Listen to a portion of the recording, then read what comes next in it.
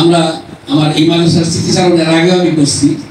এই মাদ্রাসার সম্মানিত প্রিন্সিপাল আমার উস্তাদ মুহতারাম হযরতুল আল্লামা শামসুল আলম সাহেব রহমাতুল্লাহি তাআলা, আল্লাহ পাক ওনার কবরকে নূরে নূরান্বিত করে দেন এবং জান্নাতের টুকরা বানিয়ে দেন। ওনার কলিজার টুকরা আমার অত্যন্ত প্রিয় বন্ধু আলহাজ হযরত মাওলানা মুফতি শহীদুল আনওয়ার সাদি সাহেব দামাত বারাকাতুহু আলিয়া, আল্লাহ পাক ওনার ইলমে আরো বারাকা দান করেন এবং ওনাকে আরো হাওয়াসেরা দান করেন, শক্তি সাহস এবং দ্বীনের খাদেম হিসেবে কবুল করেন। দোয়া করি।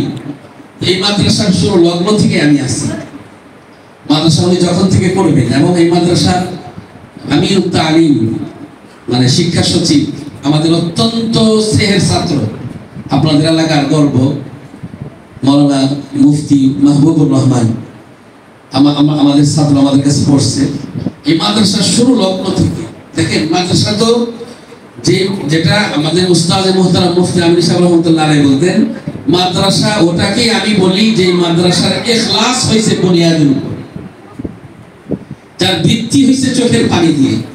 এই মাদ্রাসার প্রথম ভিত্তি থেকে আমি আছি।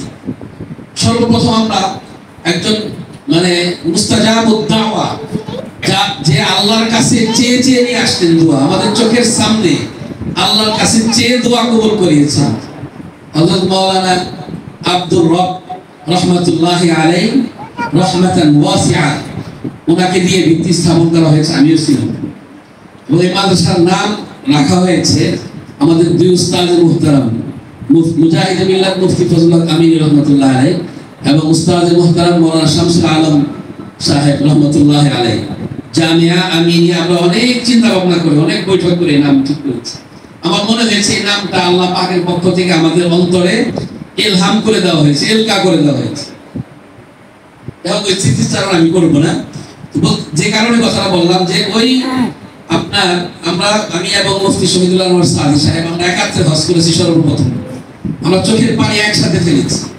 আল্লাহর ঘরের গ্লাভ ধরে মুফতি শহীদুল আনওয়ার সাদিকে আমি মাদ্রাসার জন্য কান্না করতে দেখেছি। এবং যে জায়গাটার কথা বললাম, এই দারুস সুফা আহলে সুফা, যেখানে সাহাবায়ে কেরাম রাত দিন খেয়ে না খেয়ে, আমরা যে মাদ্রাসার জন্য একটু খাবার খারাপ হয়ে গেল এসব অভিযোগ নিয়ে আসছি, দেখেন খাবারের সাথে মাদ্রাসার সম্পর্ক নেই। বেঁচে থাকতে হলে খাইতে হয়, সিস্টেম। কিন্তু মাদ্রাসা শুধু দ্বীনের জন্য, আল্লাহর জন্য। এই যে সাহাবায়ে কেরাম যে আহলুস সুফা, এই সুফার মাদ্রাসায় পড়াশোনা করতেন। আবু হুরায়রা এই মাদ্রাসার অন্যতম ছাত্র। আবু হুরায়রার থেকে সবচেয়ে বেশি হাদিস বর্ণিত হয়েছে, সবচেয়ে বেশি। আবু হুরায়রা নিজেই বলেন যে আমি খেয়ে না খেয়ে আল্লাহর রাসূলের দামান ধরে ধরে থাকতাম। আমার আনসার ভাইরা ওনারা চাষাবাদ করবার জন্য চকে চলে যেতেন, গম লাগাইতেন, বিভিন্ন চাষাবাদ করতেন। আমার মুহাজির ভাইরা ব্যবসা করবার জন্য বাজারে চলে যেতেন। কিন্তু আমি আবু হুরায়রা খেয়ে না খেয়ে আল্লাহর রাসূলের দামান ধরেছিলাম, খেয়ে না খেয়ে। একবার যেমন ঘটনা ঘটছে, ঘটনা না বললে না, আমি হয়তো আপনাদের আগেও শুনিয়েছি যে একবার হযরত আবু হুরায়রা রাদিয়াল্লাহু তাআলা আনহু মানে ক্ষুধার তাড়নায় ওনার পেটে খাবার নাই, 2-3 দিন হয়ে গেছে। একজন মানুষ যদি 2-3 দিন না খেয়ে থাকে তাহলে তো তার শরীর এমনি দুর্বল হয়ে যায়। 2-3 দিন খাবার না খেয়ে হযরত আবু হুরায়রা এক পর্যায়ে মসজিদে নববীর সামনে দরজার সামনে অজ্ঞান হয়ে পড়ে গেছে। এখন আসলে ওনার ক্ষুধার তাড়নায় শরীরে শক্তি নাই।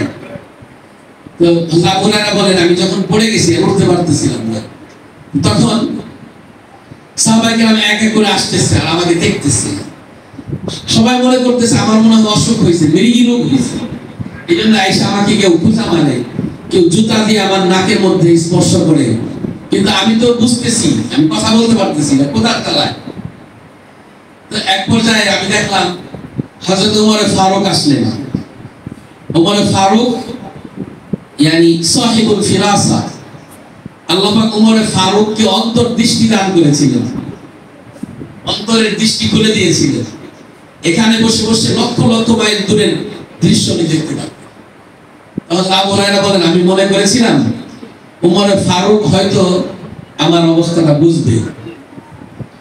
তো উমর আসলেন, এসে আমাকে ডাকলেন, ডাকার পরে আমি কোনোরকম তাকাইছি, তাকিয়ে দেখি উমরের চেহারাও মলিন। বলেন আমার বুঝতে বাকি রইল না যে উমরও ডাকে আছে।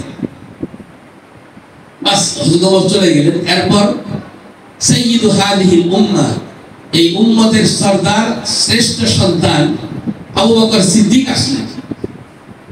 আমার ধারণা ছিল আবু বকর হয়তো আমার অবস্থাটা বুঝতে পারবে, আমি ক্ষুধার্ত। কিন্তু আবু বকরের চেহারা দেখলাম আলো মলিন।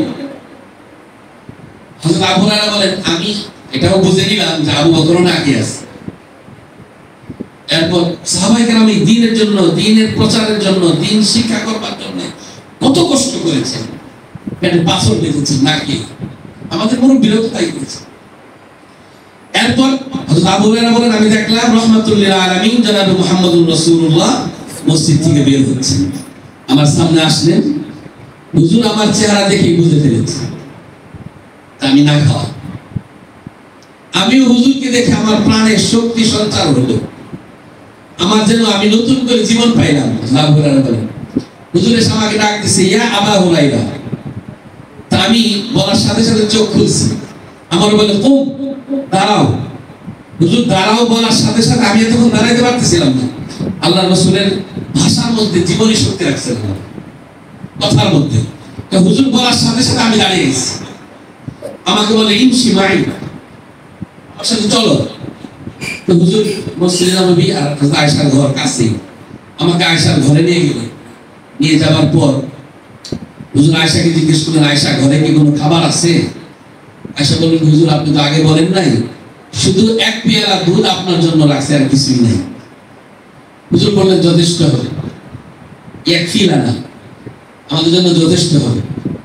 তখন আবু হুরায়রা বলেন হুজুর আমাকে জিজ্ঞেস করতেছে, আবু হুরায়রা এই যে মাদ্রাসা, দেখেন এই মাদ্রাসার দৃশ্য দেখে এবং ওই মাদ্রাসার সুফা যেখানে বসে আপনাদের প্রিন্সিপাল সাহেব, মুফতি সাহেবরা সাহেব চোখের পানি ফেলেছেন, এই মাদ্রাসা থেকে আসলে আমার একটা মিল আমি খুঁজে পাই।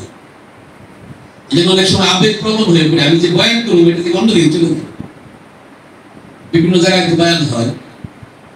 তো যাই হোক, তো এরপর হুজুর আবু হুরায়রাকে জিজ্ঞেস করতেছে, আবু হুরায়রা সুফার মাদ্রাসায় কয়জন আছে এখন? হুজুর 70 জনের মতো। আবু হুরায়রা বলেন আমি তো ক্ষুধার জ্বালায় হাঁটতে পারতেছি না, কথা বলতে পারতেছি না। আমি তো মনে করছিলাম এক পেয়ালা দুধ হুজুর আমাকে দিয়ে দিবে। আমাকে না দিয়ে হুজুর জিজ্ঞেস করতেছে সুফার মাদ্রাসার ছাত্র কয়জন আছে? আমার মনটা খারাপ হয়ে গেল। এখন হুজুরা জিজ্ঞেস করতেছে ওদের কি খাবারের কোনো ব্যবস্থা হয়েছে? ওদের খাবারের ব্যবস্থা ছিল সাহাবায়ে কেরামের গাছে খেজুর পাকলে ওই খেজুরের ছড়া মাদ্রাসার সামনে ঝুলিয়ে সাহাবায়ে কেরাম খাইতেন, রুটি বানিয়ে বানিয়ে নিয়ে আসতেন, এবং খাবার অতিরিক্ত খাবার থাকলে না দিয়ে দিতেন। আর সেই খাবার খেয়ে সাহাবায়ে কেরাম দ্বীন শিক্ষা করতেন। এত কষ্ট করেছেন সাহাবায়ে কেরাম। আল্লাহু আকবার। ইমাম আসিফ রাহমাতুল্লাহ আলাইহি ওনার সম্পর্কে লেখে যে উনি মদিনাতে গেছেন দ্বীন শিক্ষা করতে, ওনাদের কাছে টাকা নেই। 3 জন গেছেন, 2-3 দিন 4-5 দিন থাকবার পর ক্ষুধার জ্বালায় 2 জন চলে আসছে। ইমাম আসিফ বলেন আমি তো দ্বীন শিক্ষা করবার জন্য আসছি, আমি তো এখানে খাবার জন্য আসিনি। আর আমার দরকার হলে এখানে আল্লাহর রাসূল নিজে আছেন, হুজুর হায়াতের মধ্যে আছেন। দেখেন রোজা আকবাসের ভিতরে হুজুর কিন্তু জীবিত আছেন। আমরা যে মুআজাহাতুর রাসূল হুজুরের রওজার সামনে দাঁড়িয়ে যে আমরা সালাম করি, হুজুর স্বয়ং নিজের কানে সেই সালাম শুনে হুজুরের রওজার সামনে দাঁড়িয়ে আপনাদের মাদ্রাসার প্রিন্সিপাল মুফতি শহীদ আনোয়ার সাদি আল্লাহ রাসূলের কাছে বলছেন হুজুর আপনি আমার এই মাদ্রাসার দিকে তাওজ্জু দিবেন, এখানে যেন আমি একটা বড় জামিয়া প্রতিষ্ঠা করতে পারি। আল্লাহ পাক ওনার এই স্বপ্নকে বাস্তব রূপ দান করেন, জোরে বলুন আমিন। ইমাম আসিফ উনি বলেন যে আমার বন্ধুরা চলে গেল 2 জন, আমি আল্লাহ রাসূলের রওজার সামনে দাঁড়িয়ে বলছি আল জাউ ইয়া রাসূলুল্লাহ, আর কিছু বলি নাই, শুধু বলছি ইয়া রাসূলুল্লাহ আল জাউ। হুজুর আমি তো দ্বীন শিক্ষা করতে আসছি, আমি তো কারোর কাছে হাত পাতবো না, কিন্তু আমার ক্ষুধার জ্বালা। উনি বলেন যে এটা বইলে আমি চলে আসছি। এর কিছুক্ষণ পরে এক লোক খাবারের বড় খাঞ্চা নিয়ে আমাকে খুঁজতেছে, আমার নাম ধরে ডাকতেছে। এরপর এসে আমাকে পাওয়ার পর আমাকে খানা গুলি দিচ্ছে, তুমি খানা নিয়ে আসলে আমার জন্য। আমি ঘুমিয়েছিলাম, ঘুমানোর মধ্যে আল্লাহ রাসূল স্বয়ং আমাকে ডাকছে যে এই নামে একজন তালেবে ইলম, এই নামে একজন ছাত্র আমার মসজিদে আছে, সে ক্ষুধার কষ্টে আছে, তুমি তাকে তাড়াতাড়ি তার জন্য খাবারের ব্যবস্থা করো। বলতেছিলাম, আবু হুরায়রা বলেন যে আমি তো মনে করছিলাম যে হুজুর আমাকে খাবারের কথা বলবেন, তো হুজুর আমাকে খাবার না দিয়ে হুজুর জিজ্ঞেস করতেছে কয়জন ছাত্র আছে। আমার মনটা খারাপ হয়ে গেল, তারপরে হুজুরের উপর তো কথা বলা যায় না। আমি বললাম হুজুর 70 জন, ওদের খাবারের ব্যবস্থা হয়েছে কয় না। এখন হুজুর আমাকে বলতেছেন যে এই পেয়ালার দুধ নিয়ে আমার সাথে সাথে চলো, এবং এই পেয়ালার দুধটা ঢেকে রাখবে, ঢেকে রাখবে। দেখেন আল্লাহ রাসূলের মুজিজা এটা। এবং এই মাদ্রাসায় আমরা তো পড়াই, আমরা অনেক মুজিজা নিয়ে চোখ দিয়ে দেখি। মাদ্রাসায় খাবার নাই, আল্লাহ কোন জায়গা থেকে যে ব্যবস্থা করে দেয়। কিন্তু হুজুর বললেন জমি, সামনের লোক জমি দিবে না, ওই লোক নিজে আইসা হুজুরকে বলে জমি রেখে দিয়ে গেছে। এবং উনি আমাকে বলে যে আমি মাঝে মাঝে বলি এই জায়গাটা ছোট ছিল, আমি বললাম দেখেন জায়গার ফিকির করেন, বলে আল্লাহর কাছে বলতেছে আল্লাহ ব্যবস্থা করে দিবে। যে কোনো সমস্যা, আমরা একসাথে থাকি মাদ্রাসা ঘরে বাহিরে, এমন কোনো সমস্যা নেই, এমন কোনো বিষয় আমরা না জানি। উনি সব বিষয় আমাকে বলেন যে মুফতি সাহেব আমি আজকে মাদ্রাসায় যাবো, গিয়ে আল্লাহর কাছে বলবো, দোয়া করবো। এবং এই দোয়া যে কত বড় হাতিয়ার আমাদেরকে শিখিয়েছেন আমাদের উস্তাদ মুহতারাম মুফতি আমিনুর রহমতুল্লাহ।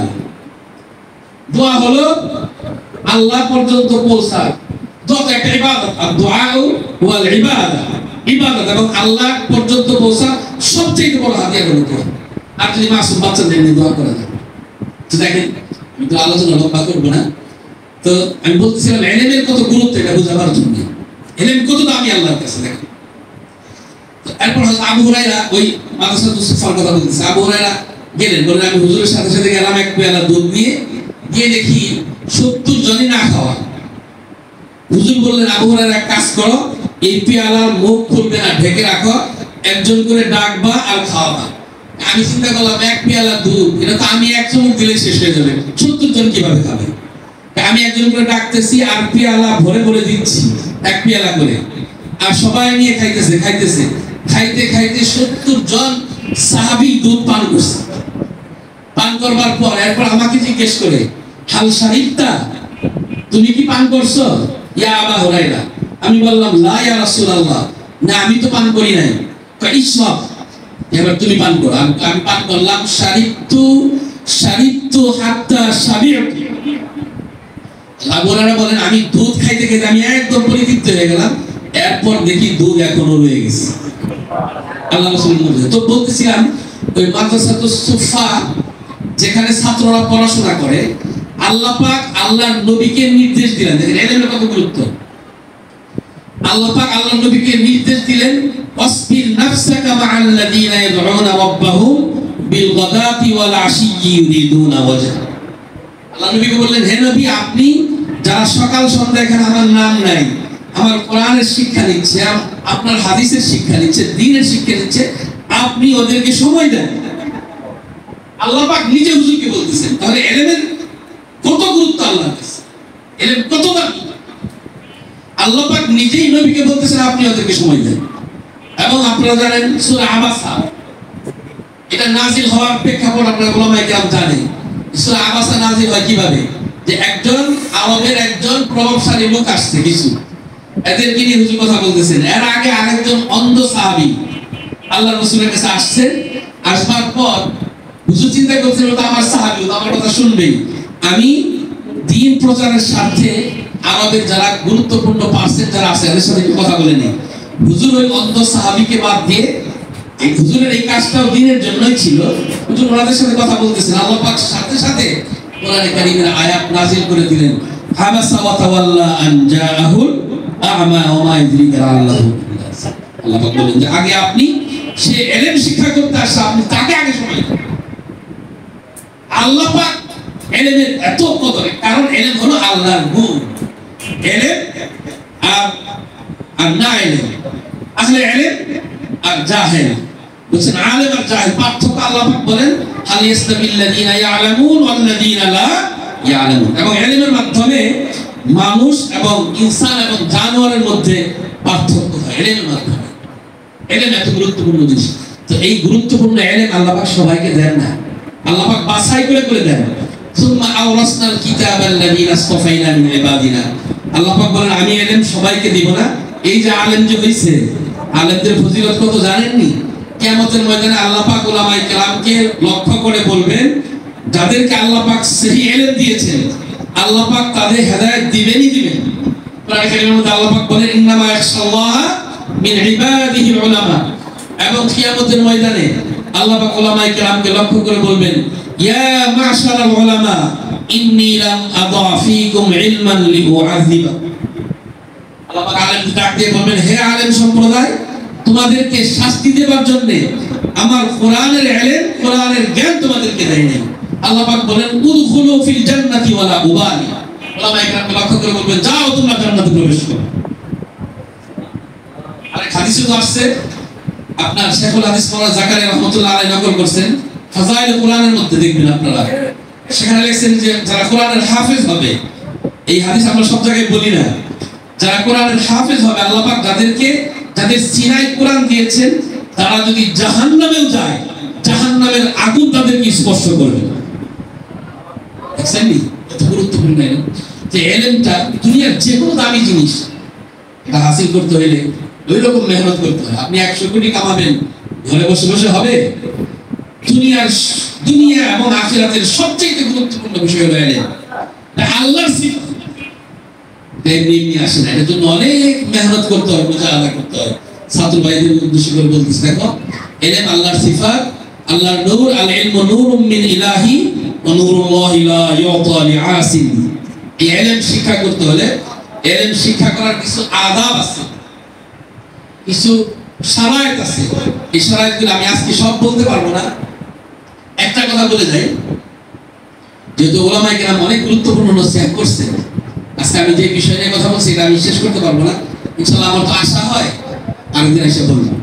এক নম্বর কথা হলো এই গুরুত্বপূর্ণ ইলম, কোরআনের ইলম, হাদিসের ইলম, দ্বীনের ইলম আল্লাহ পাক কোনো গুনাহগারকে দেয় না। মাদ্রাসায় কোরআন হাদিস পড়বেন আবার গুনাহ করবেন, এই হুজুররা বললো, আমাদের অভিজ্ঞতার কথা বলছি, অনেক মাদ্রাসায় আমাকে নিয়ে গেছে যে হুজুর ছাত্রদেরকে আপনি মোবাইল সম্পর্কে আলোচনা করেন। মোবাইল তো এই মাদ্রাসাগুলি ধ্বংস করার পিছনে, আমাদের ছাত্রদের, ছেলেদেরকে, সন্তানদেরকে ধ্বংস করার পিছনে সবচেয়ে বড় শয়তানের কথা। ঘরে মোবাইল, বয়স্ক লোকের হাতে মোবাইল, বুড়া লোকের হাতে মোবাইল, বাচ্চার হাতে মোবাইল, গুনাহের বাক্স। এমন কোন গুনাহ নাই যে গুনাহ মোবাইল দ্বারা করা যায় না, কিন্তু ছাত্রের হাতে যদি মোবাইল থাকে তাহলে সে কিভাবে আলেম হবে? একটা জিনিস গুনার কাছেও যাওয়া যাবে না, কারণ ইলম অনেক গুরুত্বপূর্ণ জিনিস। ইলম আল্লাহ পাক গুনাহগারকে দেনই না। যদি সাময়িকভাবে কিছু শিখেও ফেলেছে, কিন্তু এটা অলরেডি আল্লাহ পাক আবার নিয়ে নেবেন। সে যদি গুনাহ না ছাড়তে পারে ইলম তার কাছে থাকবে না, এটা আবার চলে যায়। সাথে সাথে কোনো বেয়াদবকেও আল্লাহ পাক ইলম দান করেন, বেয়াদবকে, কারণ আদ-দীনু কুল্লুহু আদাব। আল্লাহ পাক নিজেই আদবের সৃষ্টিকর্তা, আল্লাহর রাসূলকে আল্লাহ পাক মুআদ্দাব বানিয়েছেন, সমস্ত সাহাবায়ে কেরামকে আল্লাহর রাসূল আদবের শিক্ষা দিয়েছেন, তাবেঈন, তাবেঈন, আইম্মায়ে মুজতাহিদিন সবার মধ্যে আদব ছিল। সুতরাং ইলমের ধারক বাহকদেরও মুআদ্দাব হতে হবে। উস্তাদের সাথে বেয়াদবি করলে ইলম আসে না, কিতাবের সাথে বেয়াদবি করলে ইলম আসে না। ওয়াসাইল ইলম, আমি এই মাদ্রাসার সাথে অনীহা দেখাইলে ইলম তো এত বেনিয়াস যে ইলমের কাছে মানুষ যায়, ইলম কারো কাছে যায় না। ইলম তো আপনার কাছে আসার দরকার নেই, আপনি আলেম হওয়া দরকার। গার্ডিয়ানদের অনেক শর্ত আছে, আমি আজকে বলবো না, ছাত্রদেরকে বলতেছি যে ইলম বেনিয়াস, ইলম আপনার কাছে এমনি যাবে না। আপনি ইলম পাওয়ার জন্য নিজেকে, নিজের সর্বস্বকে ব্যয় করতে হবে। মালিক রাহমাতুল্লাহ একটা ঘটনা প্রসঙ্গ আসলে আমি বলে আজকে শেষ করে দিব। ইমাম মালিক রাহমাতুল্লাহ যখন মুয়াত্তা লিখছেন, মুয়াত্তা ইমাম মালিক, এটা বুখারী শরীফের আগে এই কিতাবের নাম ছিল মানে আসহাহুল কুতুব বাদা কিতাবিল্লাহ, কারণ দুনিয়ার সবচেয়ে মজবুত সনদের হাদিস আছে মুয়াত্তা শরীফ। মালিক আন নাফি আন ইবনে উমর, এটাকে বলা হয় সিলসিলাতুল যাহাব, সবচেয়ে দামি সনদ। ইমাম মালিক যখন মুয়াত্তা ইমাম মালিক এই কিতাব লিখছেন, লেখা মদিনাতে নিজেই দরস দেন। ওই সময় বাদশাহ হারুন রশিদ, আগের যুগের বাদশাহরাও এলেম পিপাসু ছিল। তা উনি চিন্তা করলেন যে ইমাম মালিক যুগ শ্রেষ্ঠ ইমাম, উনি হাদিসের দর্শ দেন, আমি কেন বঞ্চিত থাকবো, আমিও এই দর্শ নেই। উনি ওনার মন্ত্রীকে পাঠাইলেন যে ইমাম মালিককে গিয়ে বলেন যে আমি নিজে ওনার দর্শে অংশগ্রহণ করবো এবং হাদিস শিখবো। ইমাম মালিক তার মন্ত্রী আসছে, মন্ত্রী ওয়েলকাম করছে, মাশাআল্লাহ খুব ভালো, আমাদের বাদশাহ জাহাপনা আমিরুল মুমিনিন উনি হাদিস শিখতে চায়, খুব ভালো, তবে শর্ত হলো হাদিস শিখতে হইলে আমার দর্শে শরীক হইতে হইলে এবং এলেম শিখতে হইলে এলেমের যে আদব আছে, যে লাওয়াজিমাত আছে, যে আবশ্যকীয়তা আছে, সবগুলি মেনেই তাকে এখানে আসতে হবে। উনি বললেন যে ওনার জন্য আলাদা কোনো ক্লাসের ব্যবস্থা হবে না, আমি গিয়ে ওনার রাজ দরবারে শিখাবো না, ওনার জন্য আলাদা কোনো ক্লাসের ব্যবস্থা হবে না। আর 10 জন ছাত্র যেভাবে ক্লাসে বসে উনিও সেভাবে বসবে, উনি যদি আগে আসে আগে বসবে, যদি পিছনে আসে পিছনে বসবে। এবং লাস্টে উনি যে কথাটা বললেন এটা আমাদের জন্য ওলামায়ে কেরাম এবং ছাত্রদের জন্য শিক্ষণীয় এবং স্বর্ণ দিয়ে লেখার মতো। ইমাম মালিক বলে দিলেন যে কথাটা, আল ইলমু ইউজারু ওয়ালা ইয়াজুর। ইমাম মালিক বলেন ইলম এমন জিনিস যে ইলমের কাছে যাইতে হয়, ইলম কারো কাছে যায় না। আপনারা বাপ মা পড়াইছে মাদ্রাসায়, আমি আলেম হব, এই এতটুকু এই মনোভাব নিয়ে হবে না। আমার ইলম শিখতে হবে, জানতে হবে, উস্তাদের গোতা খাইতে হবে, উস্তাদের কানমলা খাইতে হবে, মাদ্রাসার এই বিভিন্ন আসবাবপত্রের সংরক্ষণ করতে হবে, মাদ্রাসা পরিষ্কার করতে হবে, মাদ্রাসার মাঠ ঝাড়ু দিতে হবে এবং মাদ্রাসার বাথরুম, মুফতি আমিনী কিভাবে হয়েছে জানেননি? উনি নিজেই বলেন যে আমি এই জামিয়া নূরিয়া কামরাঙ্গীচর মাদ্রাসার বাথরুম পরিষ্কার করে এরপর আমি আমিনী হয়েছি। যাই হোক, অনেক লম্বা বিষয়, এই বিষয়ে আলোচনা করলে অনেক সময় লাগবে, অনেক সময় হয়ে গেছে, আর সময় নিব না। আমি বলতেছিলাম এলেম অনেক গুরুত্বপূর্ণ জিনিস, এটাকে শিখতে হইলে আল্লাহ পাক গুরুত্বপূর্ণ যে কোনো জিনিস আপনি দুনিয়া, এটাও আল্লাহ এমনি হাসিল করা যায় না। যেমন আমার সন্তানদেরকে যেমন কষ্ট করতে হবে, সাথে সাথে গার্ডিয়ানদের কথা আজকে বললাম, ওলামায়ে কেরাম বলছে যে আমার ছেলেকে মাদ্রাসা ভর্তি করার সাথে সাথে আমাকেও মাদ্রাসায় ভর্তি হয়ে যেতে হবে, এই অবস্থা। আপনি আপনার ছেলেকে মাদ্রাসায় দিয়ে রাখছেন, আপনি আলেম বানাইতে চান, কিন্তু আপনি মাদ্রাসায় গিয়ে খোঁজ নিয়েছেন উস্তাদের সাথে কি যোগাযোগ আছে আপনার? আপনার সন্তান সে। এবং ওই দিন একজনে একটু কথা লিখছে, আমাদের এক বন্ধু, খুব ভালো লাগছে কথাটা, যে অনেক সময় দেখা যায় যে আপনার বেয়াদব একজন মানে দুর্বল ছাত্রের মানে মুআদ্দাব, এই যে আদবের কথা বললাম না, আদবটা শুধু ছাত্র না, গার্ডিয়ানদের। আপনার দুনিয়ার সবচেয়ে বড় সম্পদ সন্তান না থাকলে বুঝতেন সন্তান কি জিনিস। এইটাকে মানুষ করবার জন্য যাদের কাছে দিয়েছেন তাদের সাথে বিয়াদবি করলে, আপনি যদি বিয়াদবি করেন আপনার সন্তান মানুষ হতে পারবে না। উনি লিখছে যে অনেক সময় দুনিয়ার অনেক দুর্বল ছাত্রের মুআদ্দাব গার্ডিয়ান বা তাদের অভিভাবকের কারণে ছাত্র মানুষ হয়ে যায়, কিন্তু অনেক ভালো ছাত্রের বেয়াদব গার্জিয়ানদের কারণে আপনারা মন খারাপ করেন না, ছাত্র নষ্ট হয়ে যায়। এটা যেমন আমার ছেলেকে আমি পড়তে দিচ্ছি, ও যেমন ছাত্র আমিও ছাত্র। ও যেমন শেষ রাত্রে উঠে, আপনার ছেলে ফজরের আগে উঠে কোরআন শরীফ পড়তেছে, আপনি তো ফজরের আগে উঠে আল্লাহর দরবারে যায় নামাজে বসে হাত তুলতে পারেন যে আল্লাহ আমার সন্তানকে মানুষ করে। এই বিষয়গুলি খেয়াল রাখতে হবে এবং এই মাদ্রাসার স্মৃতিচারণ করলে তো শেষ হবে না। আমি নিজে ওই মাদ্রাসা করার আগে উনি যখন প্রথমে ভিত্তি রাখে, আমরা একসাথে হজে গেছি, উনি যেখানে যেখানে দোয়া কবুল হয় আল্লাহর ঘরের গিলাপ ধরে ধরে কাঁদতাম আমরা। হ্যাঁ, মিজাব রহমতুল্লাহ ঘরে নামাজ পড়ে কান্না করছে উনি। মদিনাতে যত মুলতাজাম, যত আমি তো অন্য দোয়া করছি, উনি মানুষের জন্য দোয়া করছি, আল্লাহ পাক ওনাকে কবুল করবে এটার জন্য। আমি তো একজন এক দোয়া করছি, ওনাকে দেখতাম মানুষের নাম ধরে কাঁদছে।